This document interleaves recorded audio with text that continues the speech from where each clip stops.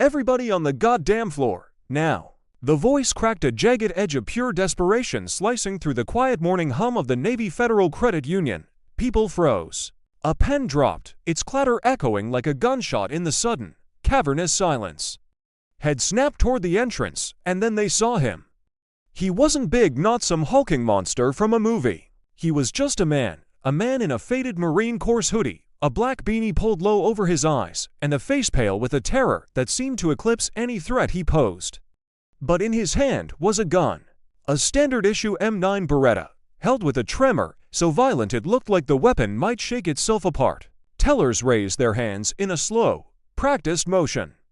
Patrons, mostly older veterans and young military families, scrambled for cover behind potted plants and heavy oak desks. A child started to cry, a thin, wailing sound that was quickly muffled by a mother's hand. The calm, orderly world of direct deposits and car loans had just shattered into a million pieces. From across the street, sitting in his old Ford F-150 with the engine idling, Marcus Ironthorne watched the scene unfold. He'd just been about to head home after his morning ritual of 5-mile run along the Coronado Beach, followed by a black coffee, no sugar, from the same small cafe he'd been going to for 10 years. It was a routine born from a life of structure, a way to keep the ghosts at bay. But now, the ghosts were wide awake. His eyes, honed by 2 decades of scanning Afghan valleys and Somali coastlines, missed nothing. The gunman's stance was wrong to defensive, to scared. His finger wasn't on the trigger, but resting along the side. He wasn't a killer, he was a cornered animal. Marcus felt that old, familiar acid churn in his gut. The feeling that always preceded violence, the feeling he'd retired to escape. Don't anybody be a hero, the man stammered, his voice breaking again. I just need the money, for my wife, please. That single word please hung in the air, a pathetic, fragile plea wrapped in the threat of deadly force. To the people inside, it was the rambling of a madman. But to Marcus, it was a signal flare, cutting through the fog of chaos. He knew that sound. It was the sound of a man who had run out of options. The sound of a man standing on the edge of a cliff, looking down. Marcus had heard it before, in the frantic radio calls of men pinned down by enemy fire. And once in the voice of a young SEAL, barely 20 years old, just before the world had turned to fire and shrapnel. Marcus killed the engine of his truck. His morning routine was over. His retirement was on hold. Before we dive deeper into this story, if you believe in the bonds forged in service and the sacrifices made for family, take a moment to hit that subscribe button. Your support helps us bring more stories like this to light, stories that honor the quiet heroes among us. And don't forget to ring the bell, so you never miss a chapter. Every click is a salute to their strength. Now let's get back to it. The San Diego morning air was cool and salty, a gentle breeze rolling in off the Pacific. It was the kind of idyllic, picture-perfect day that made you forget the world had sharp edges. But Marcus Thorne had never forgotten. For him, the world was nothing but sharp edges. He was a Master Chief Petty Officer, retired.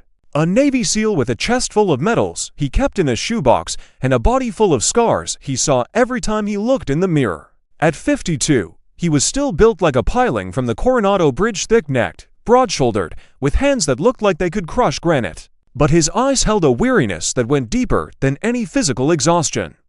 It was the soul-deep fatigue of a man who had seen too much and lost too much. People in town knew him as Mr. Thorne, a quiet man who kept to himself.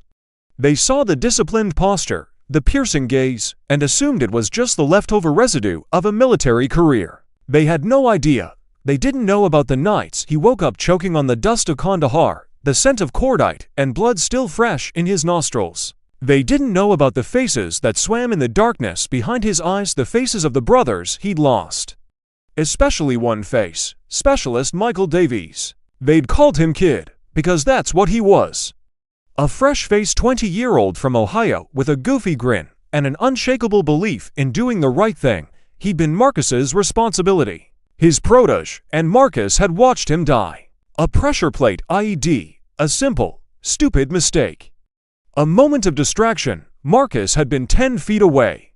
The blast had thrown him like a ragdoll, but the kid had taken the full force. Marcus could still hear the sickening crunch, see the flash of light that had erased a young man's future. In the chaotic aftermath, as medics worked frantically, Marcus had held the kid's hand. He'd felt the life draining out of him, seen the confusion in his eyes replaced by a terrible, final peace.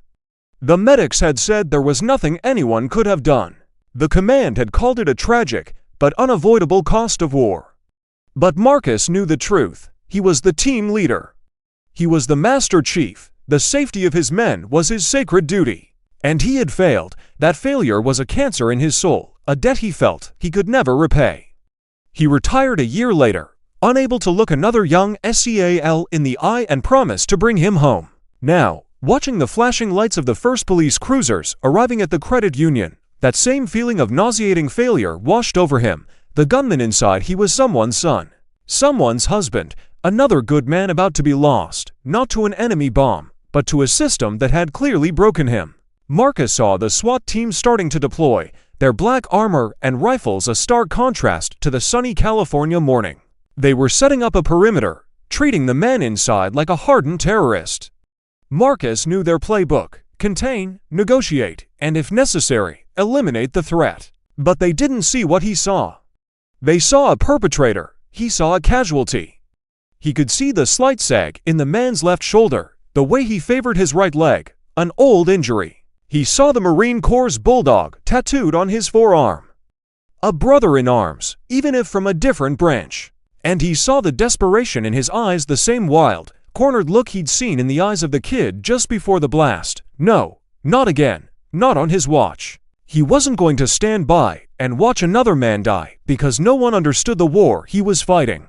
Inside the credit union, the air was thick with fear. David Chen could feel his heart hammering against his ribs, a frantic drumbeat against the roaring silence. The gun in his hand felt alien, a heavy, cold piece of metal that didn't belong to him. He'd held a rifle for 8 years in the Marine Corps. He'd cleaned it, slept with it, trusted his life to it in the dusty streets of Fallujah. It had felt like an extension of his will. This felt like a betrayal of everything he'd ever stood for, everything he was. He looked at the faces of the people huddled on the floor. An elderly man in a VFW hat, his eyes wide with shock. A young woman clutching her baby, whispering reassurances that were meant more for herself than the child.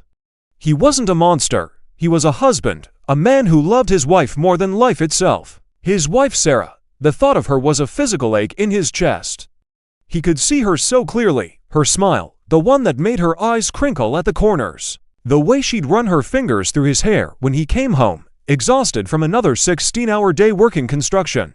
He remembered the day they met, at a 4th of July barbecue just after he'd gotten out of the course. She'd been a nurse, full of life and laughter, and she'd seen past the quiet, guarded exterior to the man underneath.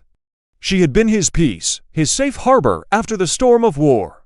And now, she was the reason he was standing here, a gun in his hand, his life crumbling around him. It had started subtly, a slight tremor in her hands. A recurring numbness in her legs that she brushed off as fatigue. But it got worse. Soon she was stumbling, dropping things. Her boundless energy faded, replaced by a profound, bone-deep weariness. Then came the diagnosis: multiple sclerosis. A rare, aggressive form that was rapidly attacking her nervous system. The doctors spoke in calm, clinical tones about managing the disease, about quality of life, but David saw the truth in their eyes. They were telling him she was going to die, slowly and cruelly. But then, a flicker of hope appeared, a new experimental stem cell treatment. It wasn't a cure, but it had shown incredible results in halting the progression of the disease, even reversing some of the damage. The catch: it was astronomically expensive. And their insurance, the plan he got through the VA, deemed it investigational and not medically necessary. He'd fought, God, how he'd fought. He'd spent months on the phone, navigating the bureaucratic labyrinth of the VA and the insurance company. He'd filled out mountains of paperwork, filed appeals, written letters to congressmen. He'd begged, he'd pleaded. He'd cashed in his meager savings, sold his truck, worked every double shift he could get. But it was like trying to punch his way through a concrete wall. Every door was slammed in his face. All the while, he watched Sarah fading away. He watched the vibrant, laughing woman he loved disappear, trapped inside a body that was betraying her. The last straw had come yesterday, a letter. A final denial. The cold, impersonal words on the page had been a death sentence. That night, as he sat by Sarah's bed, holding her frail hand while she slept, something inside him had snapped. The years of discipline, of honor, of following the rules, it all evaporated, replaced by a single, primal instinct: protect his wife, at any cost. He'd gone to the safe in his closet and taken out the M9 he'd kept from his service days. He wasn't thinking clearly. He was just moving, propelled by a grief and rage so profound it blotted out everything else. And now, here he was, a good man doing a terrible thing, for the best reason he could imagine. "Sir, please let's just talk about this." The voice belonged to the bank manager, a man in a crisp suit who was trying his best to look calm. His name tag read Frank Miller. "Whatever you need, we can figure it out. There's another way." "There is no other way," David roared, the sound raw and torn from his throat. "Don't you get it? I tried every other way. They're letting her die. They're just letting her die." A single tear traced a path down his cheek, hot and shameful. He was a Marine. Marines didn't cry, but he wasn't a Marine anymore. He was just a husband, watching his world burn down. Outside, the wail of sirens grew louder, closer. He was running out of time. They were all running out of time. Marcus moved with an economy of motion that was almost supernatural. While the SWAT team was setting up their command post and the police negotiators were getting their bullhorns ready, he was already in motion. He slipped down a side alley, his eyes scanning the building's exterior. He knew these types of commercial buildings. They always had a rear access door for deliveries and employees, and they were almost always the weakest point of entry. He found it behind a large dumpster. A solid steel door, but with a standard commercial lock. Amateurs would try to kick it in. Professionals knew better. He pulled a small, thin piece of metal from his wallet, a tension wrench from a lockpick set he'd carried for years, a relic from a past life. It was a habit he'd never been able to break. Within 30 seconds, he heard the soft, satisfying click of the tumblers falling into place. He eased the door open a crack and listened. Nothing. He slipped inside, silent as a shadow. He was in a short hallway that led to a break room. The smell of stale coffee and microwave popcorn hung in the air. He could hear the muffled sounds from the lobby, the gunman's agitated voice, the bank manager trying to keep him calm. Marcus moved past the break room, his worn leather boots making no sound on the linoleum floor.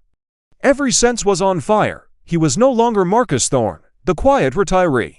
He was Master Chief Thorne, the operator. He was back in his element, where chaos had a rhythm and fear was a tool to be used. He found himself in a back office area, a maze of cubicles and filing cabinets.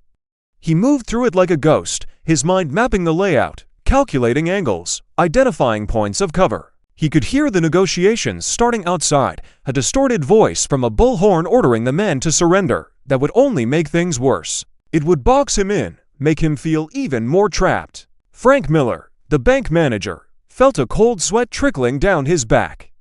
He was a former Navy Supply Corps officer, a commander. He'd managed billion-dollar budgets and logistics for entire carrier groups. He knew how to handle pressure, but this was different. This wasn't a spreadsheet with a budget shortfall. This was a desperate man with a gun and a dozen innocent lives in the balance. He kept talking to the man, David, trying to build a rapport, to find a crack in his armor of desperation. "David, you said you were a Marine," Frank said, his voice steady. "I'm Navy, retired. We're on the same team, son." "Doesn't feel like it," David spat back, his eyes darting toward the front windows where the shadows of the SWAT team were gathering.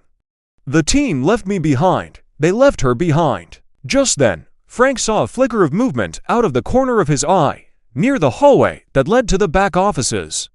He tensed, expecting the worst, but then a figure emerged from the shadows. It was Marcus Thorne. Frank's heart leapt into his throat. He knew Thorne, not well, but he knew who he was. A local legend. A SEAL Master Chief who was spoken of in hushed, reverent tones at the VFW hall. Thorne was supposed to be retired, a ghost who just wanted to be left alone, but here he was. Thorne put a single finger to his lips, a clear command for silence. He moved with a terrifying grace, closing the distance to the gunman, who was still focused on the front of the bank. Frank's training screamed at him to do something, to shout a warning. But a deeper instinct, the instinct of a junior officer in the presence of a master chief, told him to shut up and trust the operator. David was becoming more and more agitated. The police on the bullhorn were escalating their demands. He felt the walls closing in. He'd failed. This was a stupid, pointless gesture. He wasn't going to save Sarah. He was just going to die here, or spend the rest of his life in a cage. His grip on the gun tightened. Maybe that was the only way out. Then, a voice cut through his panic. It wasn't loud, but it had a weight, a gravelly authority that vibrated in the very air around him. Marine. David froze. The voice had come from behind him. It was calm, measured. It wasn't the voice of a cop or a frightened civilian. It was the voice of a man who had been to the same dark places he had. Slowly, he turned. Standing there, not 15 feet away, was a man who looked like he'd been carved from the side of a mountain. He was dressed in jeans and a simple t-shirt, but he stood with the unshakable certainty of a man who was completely in command of the situation. "Stand down, son," Marcus said, his voice still low, but unwavering. He took a slow step forward, his hands held open and empty at his sides. "You and I were going to talk." The lobby of the credit union had become a pressure cooker. Outside, the organized chaos of a SWAT response. Inside, a silence so profound you could hear a heartbeat. David's gun, which had been pointed at the tellers, now wavered, swinging to aim at the new threat, Marcus, but Marcus didn't flinch. His gaze was locked on David's eyes, bypassing the weapon completely. He knew the gun wasn't the problem. The man holding it was. Who are you?" David stammered, his voice ragged. "How did you get in here?" "Doesn't matter how I got in," Marcus said, taking another slow, deliberate step. "What matters is that I'm here now, Master Chief Thorne. Navy SEAL, retired." He let the words hang in the air. In the civilian world, it was just a title. In their world, it was a creed, a statement of identity. He saw a flicker of recognition, of deeply ingrained respect, in David's eyes. "You're a long way from the water, Master Chief," David said, a hint of the gallows humor of a combat veteran creeping into his voice. "We all are, son," Marcus replied, his voice softening slightly. "We all are, but that doesn't change who we are. It doesn't change the code." He took another step. He was closer now, close enough to see the exhaustion etched around David's eyes, the faint scar that cut through his left eyebrow. "You're a Marine. You raised your right hand. You swore an oath. Nothing that's happened since changes that. That uniform you wore, it still means something. Don't dishonor it. Don't dishonor yourself." David shook his head, a gesture of frantic denial. "Honor? What good is honor when my wife is dying? What good is a code when the world doesn't play by any rules?" His voice cracked, the raw agony pouring out of him. "I served. I did my tour. I did everything they asked of me. And now, when I need them, when she needs them, there's nothing. Just paperwork and denials. They don't care." "I know," Marcus said, and in those two words, there was a universe of shared understanding. It wasn't a platitude, it was a confession. "I know the system is broken. I know it fails good men. I've seen it happen more times than I can count." He paused, letting the weight of his admission settle. "But this isn't the way. This isn't how we fight back. This just proves them right. It lets them write you off as another broken vet who couldn't handle it." He saw David's resolve waver. He was getting through. He had to push. He had to connect the wire. "I lost one of my boys in Afghanistan," Marcus said, and his voice dropped, becoming intensely personal. The other people in the room faded away. It was just the two of them now. Two soldiers, standing on a battlefield of grief and desperation. He was just a kid, 20 years old. Full of piss and vinegar, reminded me of my own son. His name was Michael, we called him the Kid. Frank Miller, watching from behind his desk, felt a chill run down his spine. He was hearing something sacred, something not meant for his ears. This was a confession from the soul of a warrior. "We were on patrol," Marcus continued, his eyes unfocused, looking past David, back into the smoke and dust of his memory. "He stepped on an IED. It was my job to protect him, my one job. And I failed. I was standing right there, and I watched him die. I held his hand while the life went out of him." He looked back at David, and for the first time, David saw the raw, unhealed wound behind the Master Chief's iron facade. I have to live with that every single day. The ghost of that kid, he follows me everywhere. And I made a promise to him, right there in the dirt. I promised I would never, ever let another good man be lost on my watch if I could do something to stop it. He took the final step. He was now within arm's reach of David. He didn't look at the gun. He looked straight into David's soul. I'm not losing another one today, Marcus said, his voice thick with emotion. Not you. I don't know what you're going through with your wife. But I'm telling you, as one brother in arms to another, this is not the answer. Put the weapon down, Marine. Let me help you. Let me carry some of this weight for you, please. Don't make me lose another one. Silence. The world seemed to hold its breath. David's face crumpled, the tough Marine facade, the desperate gunman, it all melted away, revealing the terrified, heartbroken husband underneath. A deep, gut-wrenching sob escaped his lips. The M9 in his hand sagged, the barrel pointing toward the floor. His entire body shook with the force of his grief. He looked from Marcus's haunted eyes to the faces of the people on the floor, and he finally saw what he had become. Slowly, painstakingly, as if it weighed 1,000 pounds, he bent down and placed the gun on the polished marble floor. He kicked it away gently, the sound of it skittering across the floor a deafening finality. Then he sank to his knees, covered his face with his hands, and wept. The siege was over. The war, for Marcus and for David, was just beginning. As soon as the gun was on the floor, the spell was broken. SWAT officers, who had been positioned just outside the doors, flooded into the lobby. They moved with swift, professional efficiency, surrounding David, who was still on his knees, a broken man. They secured the weapon and gently, almost respectfully, helped him to his feet, and put him in cuffs. The crisis was over. The patrons and employees, shaky and tearful, were guided out by police officers. Frank Miller walked over to Marcus, who hadn't moved. He was still standing there, his gaze fixed on the spot where David had knelt, his face a mask of profound exhaustion. Master Chief, Frank said, his voice hoarse. I have never seen anything like that. You saved all of us. Marcus finally looked at him, his eyes seeming to refocus from a great distance. Just did what needed to be done, Commander. He used Frank's old rank, a sign of respect. He's not a criminal. He's a casualty. I know, Frank said. I heard what he was saying about his wife. About the VA. He shook his head in disgust. It's a damn shame. It's more than a shame, Marcus said, his voice low and hard. It's a betrayal. We send these kids off to fight, we break them, and when they come home, we feed them to a machine that doesn't give a damn. And then we act surprised when one of them finally snaps. He looked toward the door where they had led David away. His war didn't end in Fallujah. It just followed him home. Later that day, after giving a long, detailed statement to a detective who looked at him with a mixture of awe and disbelief, Marcus found himself sitting in Frank Miller's office. The credit union was closed, the lobby now a crime scene crawling with forensics technicians. Frank had poured them both a stiff measure of bourbon from a bottle he kept in his bottom drawer. To a quiet end to a loud day, Frank said, raising his glass. Marcus just nodded and took a long sip, the burn of the whiskey a welcome distraction. What you said in there about your SEAL, Frank said tentatively, not wanting to pry, but unable to let it go. I'm sorry, Master Chief, I can't imagine carrying that. Marcus stared into his glass, swirling the amber liquid. You never stop carrying it, he said quietly.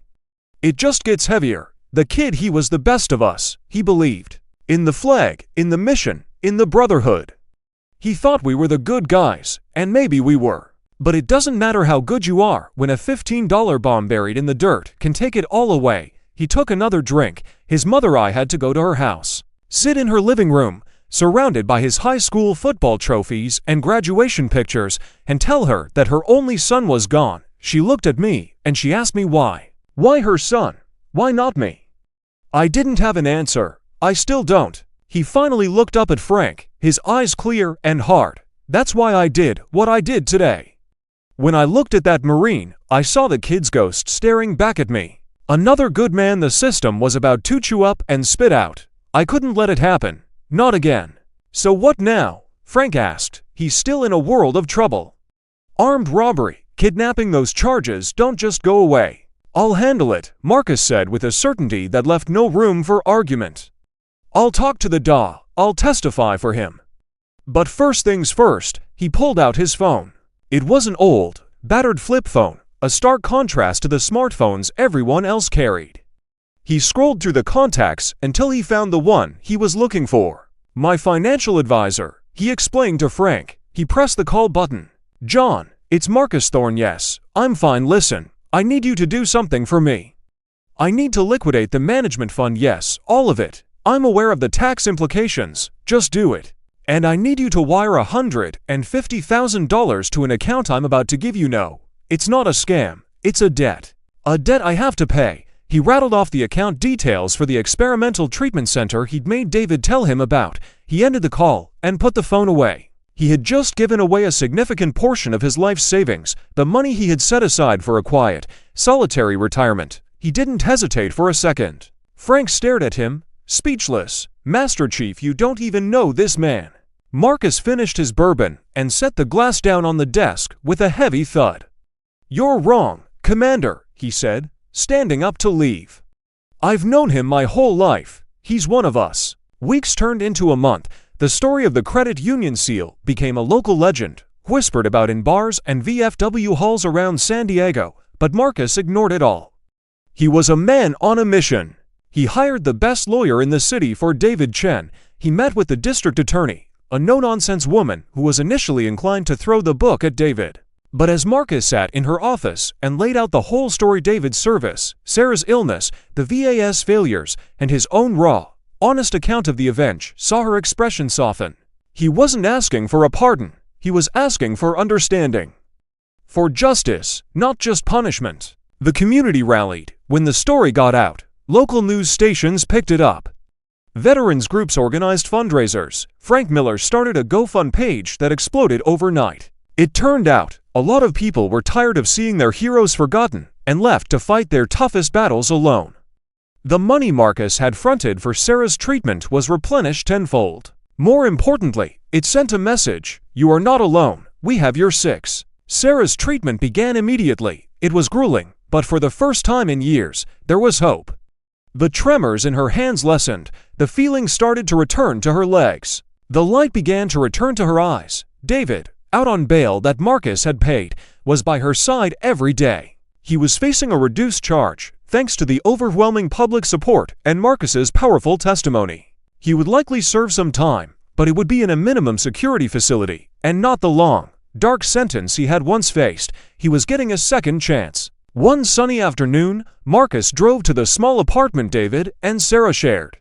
He found them sitting on their small patio, Sarah in a wheelchair, a blanket over her lap, holding David's hand. She looked frail, but her smile was radiant. "Master Chief," David said, standing up as Marcus approached.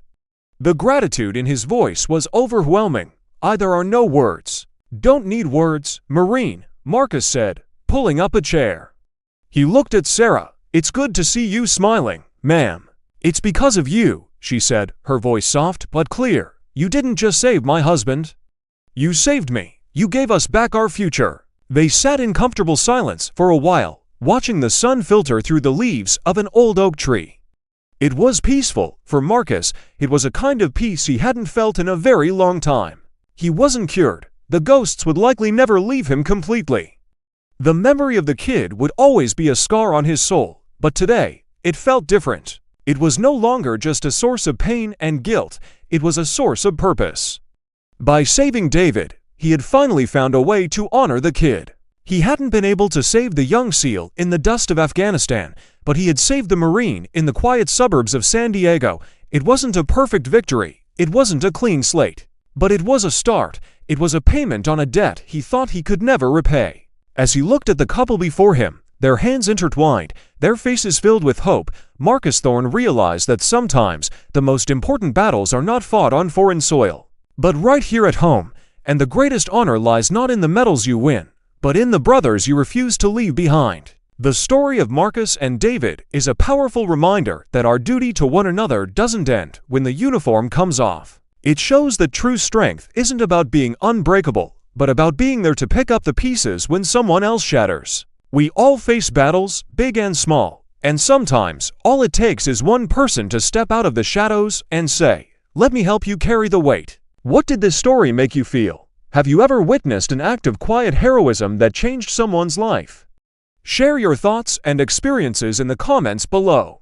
Your story could be the one that gives someone else the strength they need today. And if you were moved by this journey of redemption and brotherhood, please give this video a thumbs up and share it with someone who needs to hear it. Don't forget to subscribe and turn on notifications so you can join us for more stories that matter. Thank you for being a part of this community. Until next time, look out for one another.